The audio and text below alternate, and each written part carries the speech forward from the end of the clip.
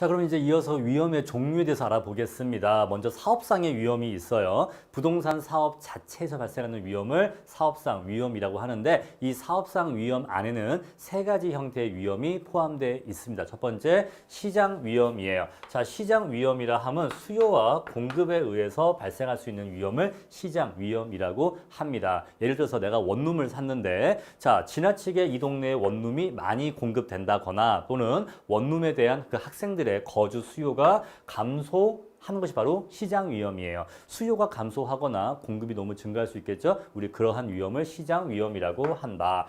두 번째, 위치적 위험은요. 자, 내가 어떤 상가 건물이 있는데 이 상가 건물 바로 앞에 버스 정류장이 있었어요. 굉장히 좋은 위치겠죠. 장사가 잘 될 테니까. 그런데 이 버스 정류장이 위치를 옮길 수가 있겠죠. 바로 그런 게 위치적 위험입니다. 자, 어떤 내가 원룸 건물이 있는데 주변에 유해시설 또는 혐오시설이 들어오는 경우에 집값이나 월세가 내려갈 수 있겠죠. 바로 그런 게 위치적 위험이 됩니다. 다음에 운영 위험은요. 자, 관리비가 증가한다거나 뭐 청소나 어떤 경비나 이런 그 인력들에 대한 인건비가 올라간다거나 또는 부동산 세금이 올라간다거나 우리 바로 그런 것들을 운영 위험이라고 합니다. 자, 우리가 부동산을 운영하면은 수익을 벌고 수익에서 비용을 지출하는데 수익에서 비용을 지출하고 나면 우리가 순이익을 얻게 되는 거죠. 자, 그랬을 때 수익이 감소할 수 있는 위험 또는 비용이 증가할 수 있는 위험을 운영 위험이라고 얘기할 수가 있어요. 그래서 나의 순이익이 감소할 수 있는 위험을 운영 위험이라고 합니다. 자, 옆에 멘토링 보시면 예시 나와 있죠. 운영 위험은 근로자의 파업, 관리자의 관리 능력, 영업 경비의 증가, 임대료의 연체 등이 바로 운영 위험의 종류이다라는 것입니다. 자, 관리자의 관리 능력, 내가 어떤 관리자를 고용을 했는데 이 관리자가 관리를 잘하고 못하고에 의해서 나의 순이익이 올라가고 내려갈 수가 있겠죠. 우리 그러한 위험을 운영 위험의 종류로 포함한다라고 하나씩 이해하시면 되겠습니다. 자, 다음은 금융적 위험입니다. 우리가 일반적으로 부채를 사용해서 정의 레버리지 효과를 추구하는 경우가 많을 텐데 아까도 말씀드렸지만 은행 대출을 너무 많이 쓰는 경우에는 은행 원리금을 갚지 못할 채무 불이행 위험 또는 금융 위험도 동시에 증가하게 됩니다. 자, 부채 비율이 높아지면 높아질수록 돈을 많이 빌려 쓸수록 또 대출 이자율이 높으면 높을수록 금융적 위험은 증가하게 돼요. 자, 특히 대출은 고정금리부 대출이 있고 변동금리부 대출이 있는데 금리 상승 시기에 내가 변동금리부 대출을 받은 경우에는 나의 대출 이자율이 같이 증가하기 때문에 금융 위험이 더욱더 증가할 수 있다는 겁니다. 자, 다음으로 법률적 위험이 있는데 자, 부동산 정책의 변화, 토지 이용 규제, 세법, 각종 공법 규제 등이 변화해서 법률의 변화로 인한 또는 행정적 규제의 변화로 인한 위험을 법률적 위험이라고 합니다. 자, 네 번째 인플레 위험이 있는데 인플레는 앞에서 충분히 말씀을 드렸어요. 자, 인플레가 발생하면 화폐 가치는 하락하고 즉 이 말은 금융 자산의 가치는 하락한다라는 말로 이해하시면 됩니다. 주식이나 예금과 같은 금융 자산의 가치는 하락하게 되고 부동산과 같은 실물 자산의 가치는 올라가게 되는 거죠. 따라서 자, 부동산은 실물 자산이기 때문에 인플레가 발생하면 그 가치가 상승하게 되어서 오히려 인플레이션은 부동산 투자의 위험을 낮춰주는 요인이다. 이것은 곧 요구 수익률을 낮춰주는 요인이다라는 것입니다. 요구 수익률을 낮춰준다. 이렇게 정리하시고요. 자, 마지막에 유동성 위험이 있습니다. 자, 얼마나 부동산을 내가 원하는 시기에 원하는 가격에 환가, 처분이 용이한가의 개념이에요. 자, 아까 말씀드렸습니다만 주식이나 예금은 환가가 굉장히 용이합니다. 주식은 즉시 팔면 돈이 들어오고요. 예금은 내가 즉시 인출할 수가 있어요. 즉 유동성이 높죠. 자, 그런데 부동산은 자, 이 부동산을 현금으로 전환하는 과정, 즉 부동산을 매각하는 과정이 굉장히 오래 걸리고 거래 비용도 많이 발생하기 때문에 내가 급하게 파는 경우에는 시장 가치의 손실 가능성, 즉 헐값이나 금매로 팔 수도 있게 되는 거죠. 그런 위험이 있는 거죠. 자, 따라서 부동산은 황금성이 매우 낮기 때문에 유동성 위험이 큰 편이다. 주식이나 다른 금융 자산에 비해서 유동성 위험이 크다라고 정리하시면 되겠어요. 자, 그럼 결국 아까 우리 앞에서 요구 수익률은 어떻게 결정된다고 했었냐면요. 자, 무위험률에다가 자, 위험 할증률 할증률을 더해서 구한다고 했는데 여기 위험 할증률에 어떠한 요인들이 들어가는 거예요? 지금 공부한 사업상 위험, 사, 금, 법, 인, 유인데 자 사업상, 금융상, 법적, 유동성 위험을 다 더해주면 돼요. 자 이것들이 뭐 2%, 3%, 4%, 1%인 경우에 다 더해주면 되는 겁니다. 그게 위험 할증률 되는 거예요. 다 플러스입니다. 근데 제가 왜 일부러 인플레 위험만 쓰지 않았냐면 인플레 위험은 마이너스이기 때문에 그래요. 인플레 위험은 마이너스입니다. 아까 말씀드렸어요. 인플레가 발생하면 부동산 가치가 올라가기 때문에 그만큼 요구 수익률은 낮춰지게 됩니다. 내려가게 돼요. 왜? 투자에 위험하고 불리한 게 아니라 투자에 유리한 요인이기 때문에 얘네들과 부호가 반대예요. 아시겠죠? 금융적 위험은 높아지면 높아질수록 위험해지는 거죠. 안 좋은 거예요. 하지만 인플레이율은요. 높아지면 높아질수록 땅값이 올라서 좋은 겁니다. 그래서 인플레이율은 마이너스예요. 근데 어떤 경우에? 부동산 투자의 경우에만 인플레 위험이 마이너스고 일반적인 주식과 같은 금융 자산에 대한 요구 수익률을 구할 때는 인플레 위험도 똑같이 플러스가 돼요. 그것만 좀 주의를 해주세요. 부동산 투자에 대한 요구 수익률은 인플레율이 마이너스 요인이다. 요구 수익률을 낮추는 요인이다라는 것입니다. 요거 암기는 저는 사금법인 유인 이라는 초자를 이용해서 암기를 했습니다. 여러분도 한번 사금법인 유 이렇게 암기하시면 조금 더 암기가 쉬우실 거예요. 자, 다음으로 위험의 처리 방법 보겠습니다. 첫 번째, 위험한 투자를 제외하는 방법이에요. 자, 여러 개의 부동산 투자 대안이 있는데 얘는 안전하고요. 얘도 안전해요. 그런데 얘는 위험합니다. 얘 위험하네. 위험한 부동산은 투자를 제외하고요. 나머지 안전한 부동산만 투자하는 방법이에요. 자, 근데 이 방법은요. 위험을 가장 낮출 수가 있습니다. 왜? 위험한 투자를 아예 그냥 제외하기 때문에 위험이 굉장히 내려가요. 근데 자, 위험과 수익은 비례하는 관계가 있죠. 고위험은 고수익이에요. 하이 리스크, 하이 리턴. 로우 리스크, 로우 리턴 관계가 있단 말입니다. 따라서 위험한 부동산은 대신 요구 수익률이 높아서 이 부동산 투자에서 얻을 것으로 예상되는 위험도 수익도 동시에 높은 부동산이죠. 따라서 고위험 부동산이 고수익을 추구할 수 있는 부동산인데 자 이러한 투자 대상을 제외시켜 버린다면 안전하고 낮은 수익률만 얻을 수 있는 부동산에 투자한다는 의미라서 매우 낮은 수익률을 얻을 수밖에 없어요. 거의 무위험률에 가까운 매우 낮은 기초적인 또는 기본적인 수익률밖에 얻을 수 없게 되는 방법이라서 위험한 투자를 제외하는 방법은 그리 적절한 방법이라고 평가할 수는 없어요. 왜냐하면 위험을 그냥 아예 피한다는 의미라서 수익을 높일 수가 없습니다. 자, 두 번째, 보수적 예측 방법이에요. 우리가 부동산 투자에 있어서 수익이 들어오고 이 수익에서 비용을 지출할 겁니다. 자, 그래서 이 양자의 차이가 순이익이 될 것인데 자, 가급적 수익은 좋은 게 높은 게 좋은 거고 가급적 비용은 낮은 게 좋은 거죠. 자, 근데 우리가 이렇게 너무 낙관적으로만 예상하고 와, 순이익이 엄청 크겠다라는 생각에 장밋빛 환상에 부동산을 투자하면 실제로 안 그럴 확률이 높겠죠. 따라서 애초에 투자할 때 보수적인 예측을 하는 겁니다. 자, 만약에 내 예상과 달리 상황이 안 좋아진다고 해도 내 예상만큼 장사가 잘 안 된다고 해도 내 예상만큼 학생들이 나의 원룸 건물에 잘 들어오지 않아서 공실률이 높아진다고 해도 그래도 수익이 나는가? 자, 안 좋은 상황을 가정해서 그래도 수익이 나는가? 이렇게 보수적으로 예측하는 방법이에요. 그러면 어떻게 해야 될까요? 반대로 수익은 가급적 낮게 봐요.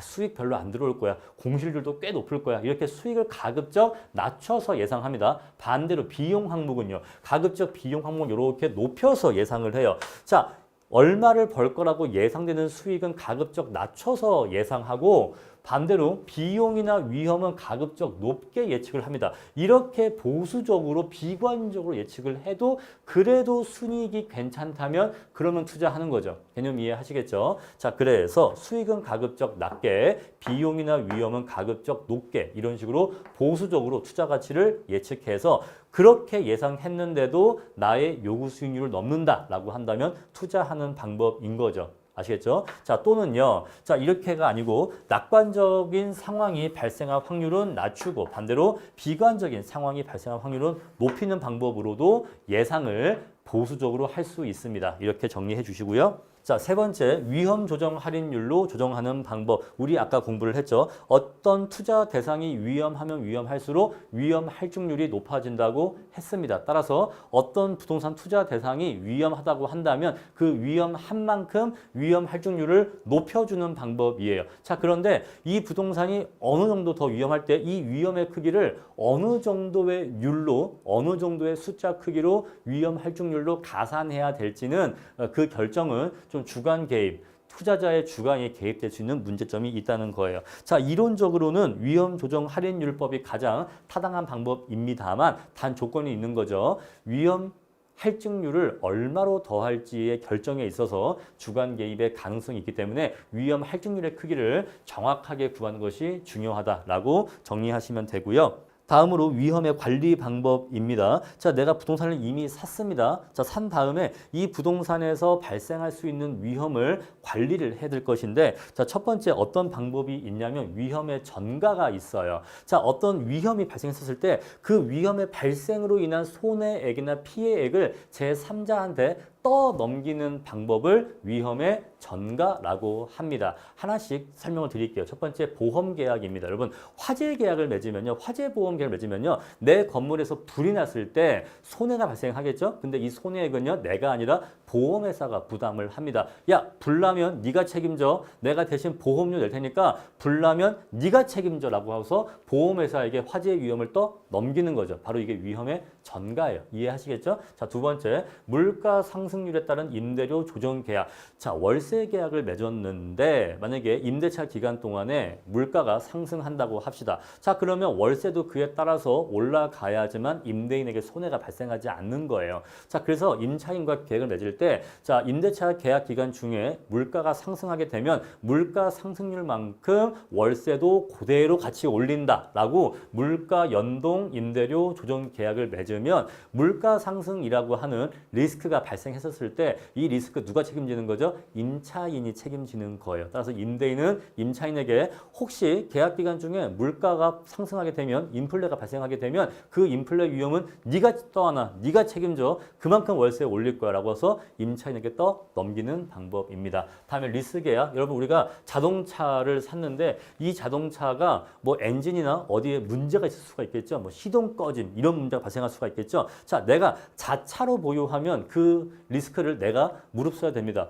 하필 뽑기 운이 안 좋아서 안 좋은 차를 사면 그냥 내가 오롯이 책임져야 돼요. 그런데 내가 리스를 해서 빌려서 쓰는 경우에는 이 차가 상태가 안 좋아. 그러면요, 그 차 반납하고 다른 차를 빌려 타면 되는 겁니다. 그래서 리스 계약도 어떤 발생할 수 있는 위험을 리스 회사에 떠넘기는 방법이기 때문에 이 차 똥차네? 이 차 성능에 문제가 있네? 그럼 이 차는 니네가 책임져. 나는 다른 차 탈 거야. 할 수 있기 때문에 역시 위험의 전가가 돼요. 자, 다음으로 이자율 수합이라는 것이 있는데 수합이라고 하는 것은요. 맞교환이라고 이해를 하시면 됩니다. 자, 근데 우리가 수합이 뭔지, 이자율 수합이 뭔지 자세히 공부할 필요는 없기 때문에 또 어려운 내용이기 때문에 그냥 이런 내용이 있다 정도만 이해하시면 될 것 같아요. 자, 이자율 수합은 서로가 갖고 있는 대출 조건이 있었을 때, 서로가 갖고 있는 대출 이자율 조건이 있었을 때 서로께 더 좋다고 보인다면 너 나랑 바꿀래? 라고 해서 서로가 자기 거에게 유리한 조건을 교환하는 방법을 이자율 수합이라고 합니다. 그냥 그 정도로만 하고 넘어갈게요.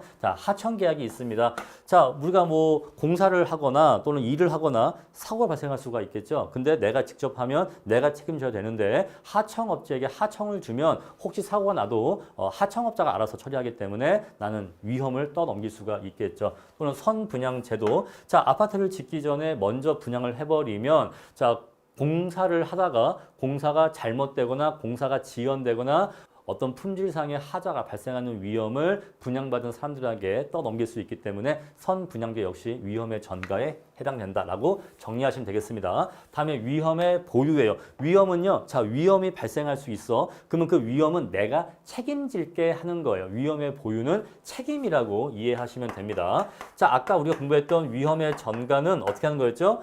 그 위험에 대한 책임을 제3자한테 돈을 주고 넘기는 거예요. 자, 보험료 낼 테니까, 리스비 낼 테니까, 자, 이런 거 줄 테니까 네가 이러한 위험 발생하면 네가 책임져라고 책임을 넘기는 건데 반대예요. 위험의 보유는 내가 책임질게라는 거예요. 내가 책임질게. 자, 만약에 화재가 발생합니다. 자, 5년에 한 번씩 화재가 식당이라면 주방에서 5년에 한 번씩 화재가 발생할 수 있다고 해볼게요. 자, 그때 화재가 발생하면 피해액이 1천만 원이 발생한다고 합시다. 여러분, 그러면 화재는 5년에 한 번 발생합니다만, 자, 한 번 발생하면 1천만 원의 손실이 발생한다고 한다면 나는 이 화재를 대비하기 위해서 매년 평균적으로 얼마씩을 미리 대비하면 될까요? 매년 200만 원씩을 화재 발생에 대한 예비 비용으로 준비를 해 놓으면 됩니다. 우리 그러한 성격의 비용을 충당금이나 준비금이라고 해요. 자, 몇 년에 한 번씩 어떤 사고가 발생할 수 있는데 그 사고 발생에 대비해서 꼭 그 사고가 난 해에 엄청난 어떤 고통을 치르는 것보다 평상시에 미리 일정 금액을 준비를 해놔서 그 준비해 놓은 돈으로 사고 발생 시에 대비하는 방법이 있는데 우리 그것을 준비금 내지는 충당금이라고 합니다. 이렇게 준비금이나 충당금을 설정하는 방법을 통해서 위험을 대비 또는 위험을 책임지는 방법을 위험의 보유라고 하는 거예요. 따라서 위험의 보유다라고 하면은 자, 준비금 내지는 충당금이라는 키워드가 나와야 됩니다. 자, 세 번째 위험의 회피예요. 자, 위험한 자산에는 투자를 하지 않는 방법이니까 설명드릴 게 없어요. 자, 네 번째 위험의 통제인데 자, 위험의 통제는요. 위험의 관리라고 이해하시면 돼요. 위험의 관리. 자, 우리 아까 위험의 보유는 뭐였냐면요. 5년에 한 번씩 화재가 발생해요. 그럼 따라서 5년에 한 번씩 1천만 원의 화재 손실이 발생할 수가 있으니까 그러한 화재를 대비해서 매년 200만 원씩 돈을 모아놓자라고 하는 게 바로 위험의 보유인 거예요. 근데 이 위험의 보유는요. 어떻게 하면 이 화재 발생을 줄일 수 있을까? 어떻게 하면 화재 발생 시에 피해액을 줄일 수 있을까? 세 번째, 대체 이 화재가 왜 발생하는 건가? 자, 화재의 발생 원인을 분석해서 어떻게 하면 화재의 발생 확률을 낮출 수 있는가? 그러한 쪽으로는 고민이 없는 거죠. 화재는 발생한다고 보고 그 화재가 발생하면 예상 손실액이 있으니까 그 예상 손실액을 미리 대비를 하는 것뿐이죠. 근데 여기 위험의 통제는요. 대체 이 위험이 이 리스크가 왜 발생하는지 그 발생 원인을 분석하고 그 위험을 분석해서 어떻게 하면 이 위험의 발생의 빈도나 횟수를 줄일 수 있는가 또는 위험 발생 시에 어떻게 하면 손실액을 줄일 수 있는가 이런 것들을 고민하는 방법이에요. 그래서 손실 발생 횟수 및 규모를 축소하는 방법을 말한다. 또는 위험 발생 시에 손해액을 줄이는 방법을 위험의 통제라고 합니다. 개념을 잘 구분해 주셔야 돼요. 자, 민감도 분석이라고 하는 것은요. 자, 우리가 어떤 투자를 할 때 이 투자 성과, 투자 수익에 영향을 미치는 여러 가지 요인들이 있습니다. 뭐 A 요인, B 요인, C 요인 등등이 있겠죠. 여러분 만약에 원룸 건물이라고 한다면 자, 원룸의 수익에 영향을 미치는 첫 번째 요인이 뭐가 있을까요? 바로 월세죠. 월세를 얼마나 높일 수 있는가. 두 번째, 수도세나 가스세, 난방비 이러한 비용을 얼마나 아낄 수 있는가. 또는 원룸에 청소도 있을 텐데 이러한 청소비는 얼마나 아낄 수 있는가. 또는요, 자, 어떤 시험 제도의 개편, 뭐 사법고시가 없어지고 로스쿨이 생긴다, 뭐 행정고시를 줄인다, 뭐 이러한 것들도 역시 정책적인 변화 역시 원룸의 수익에 영향을 줄 수가 있을 겁니다. 자, 이처럼 다양한 요인들이 원룸의 수익에 영향을 줄 수가 있는데 자, 이러한 요인이 1% 변할 때 원룸의 수익은 몇 %가 변화하는가? 만약에 얘가 1% 변하면 얘가 3% 변한대요. 얘가 1% 변하면 얘가 4% 변한대요. 얘가 1% 변하면 얘가 5% 변한대요. 여러분 그러면 원룸의 수익에 아주 작은 변화로도 큰 영향을 미치는 요인은 어떤 겁니까? C 요인이에요. C 요인. C 요인이 1%만 변해도 원룸의 수익은 무려 5%나 출렁거리기 때문에 그럼 앞으로 어떤 요인을 집중적으로 관리해야겠습니까? 이러한 C 요인을 관리해야겠죠. 자, 이처럼 어떤 요인이 부동산 수익에 큰 영향을 미치는가, 어떤 요인이 중요한 요인인가를 알려주는 분석 방법을 민감도 분석이라고 해요. 그럼 민감도 분석을 하면 어떤 요인이 중요한지를 아니까 앞으로 부동산 관리를 할 때 요 요인을 집중적으로 관리해서 이것으로 인한 수익 변동을 가급적 줄이려고 하겠죠. 그렇게 이해하시면 되고요. 자, 위험 조정 할인율 아까 말씀드렸습니다. 위험하면 위험할수록 위험 할증률을 더 높여서 거기에 대해서 요구 수익률을 더 높이는 방법이에요. 다음에 포트폴리오 구성. 자, 포트폴리오 구성은 뒤에 가서 자세히 말씀드릴 건데 여러 개의 자산에 분산 투자함으로써 위험을 낮추고자 하는 투자 기법을 포트폴리오 구성이라고 합니다. 자, 이렇게 네 가지 위험 관리 방법 정리하셔야 됩니다. 시험에 자주 출제가 됩니다. 자, 다음으로 워크북 문제 풀어보겠습니다. 다음과 같은 상황에서 기대 수익률 분산 구하시오. 자, 먼저 기대 수익률 구해보죠. 자, 발생 확률이 30, 50, 20이고 각각 5, 7, 12이네요. 자, 그럼 기대 수익률은요, 0.3 곱하기 자, 0.51 확률이 얼마죠? 5%라고 그냥 할게요. 다음에 0.5 곱하기 7% 이렇게 더하기 0.2 곱하기 12% 이렇게 해주게 되면요. 자, 기대값이 7.4%가 나오게 됩니다. 자, 7.4%가 기대값 또는 평균치가 나오게 되는 거죠. 자, 그럼 이제 분산을 구할 건데요. 자, 7.4% 빼기 5%에 제곱을 해주고 곱하기 0.3을 합니다. 이런 식으로 나머지 항목도 7.4 빼기 7% 제곱해주고 곱하기 0.5 해줍니다. 7.4 빼기 12% 제곱해주고 곱하기 0.2 하면은 분산이 나오게 됩니다. 계산을 해보시기 바랄게요. 자, 2번입니다. 기대 수익률은 사전적 개념이다. 실현 수익률 반대로 사후적 개념이라서 기대 수익률보다 실현 수익률이 높아야지만 그 투자가 잘 됐다라고 얘기할 수가 있는 거죠. 3번 요구 수익률은 투자자 자신이 투자한 자본에 대해서 요구하는 최대한의 수익률이 아니고 최소한의 수익률이에요. 자, 시간에 대한 보상과 위험에 대한 보상 이 두 가지로 이루어지는 최소한의 보상입니다. 그 두 가지 위험에 대해서 최소한 이 정도는 보상돼야지만 투자하겠다라는 것이기 때문에 최소한의 수익률입니다. 4번 요구 수익률은 무위험률과 위험 할증률의 합으로 이루어져 있죠.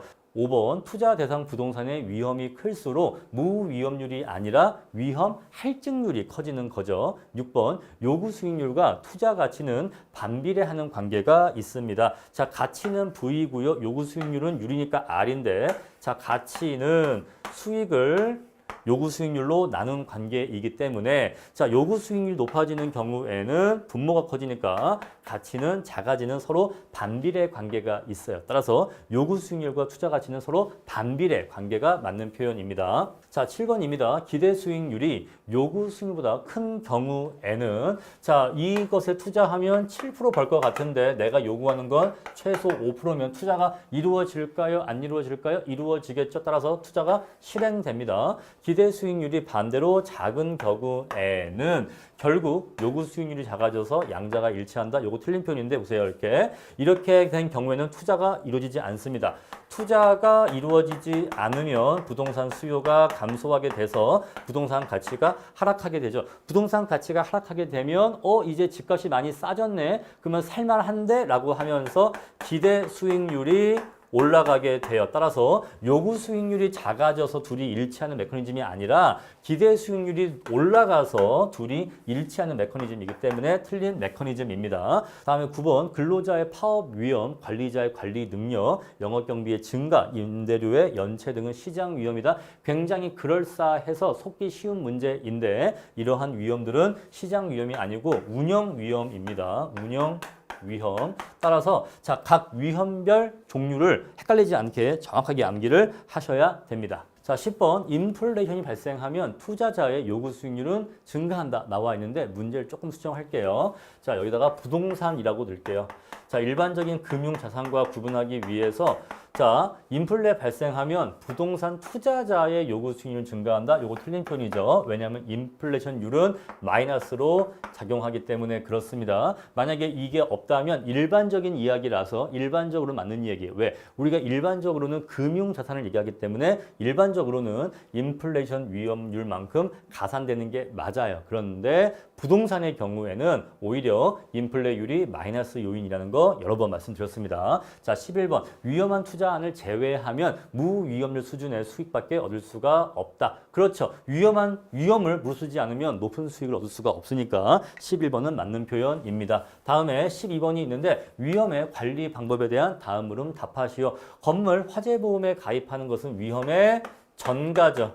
보험회사로 떠넘기는 전가입니다. 자, 건물 파손의 대손 충당금 설정하는 것은 위험의 통제는 곧 분석이라고 했죠. 분석 내지 관리인데 통제가 아니고 보유예요. 보유. 책임지는 거죠. 위험의 보유입니다. 자, 민감도 분석을 행하는 것은 위험을 분석하고자 하는 것이니까 위험의 통제 사례로 기억을 해 주셔야 돼요. 자, 이게 굉장히 쉬워 보이지만 굉장히 헷갈립니다. 따라서 각각의 방법의 키워드와 개념을 정확하게 이해를 해 주셔야 돼요.